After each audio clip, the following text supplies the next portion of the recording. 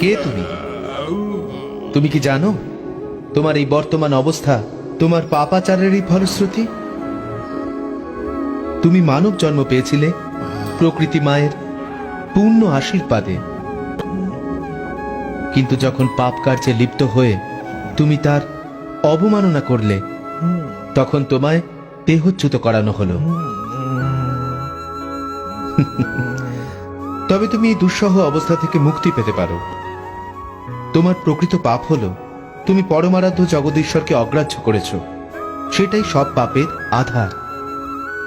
অতএব যদি তার পায়ে শরণ নাও, তাহলে তোমার যাবতীয় পাপ ধুয়ে যাবে। প্রভুর পায়ে আত্মনিবেদন করতে হলে এক মনে তার শ্রীনাম জপ করো। আমার সঙ্গে বলো, হরে কৃষ্ণ কৃষ্ণ কৃষ্ণ হরে হরে, হরে রাম রাম রাম হরে হরে।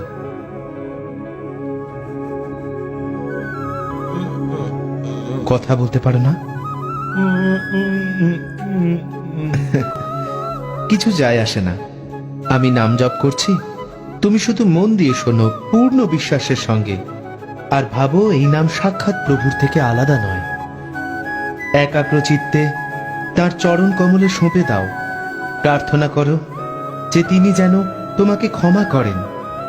হরে কৃষ্ণ কৃষ্ণ কৃষ্ণ হরে হরে, হরে রাম রাম রাম হরে হরে, হরে কৃষ্ণ কৃষ্ণ কৃষ্ণ হরে হরে, হরে রাম রাম রাম হরে হরে।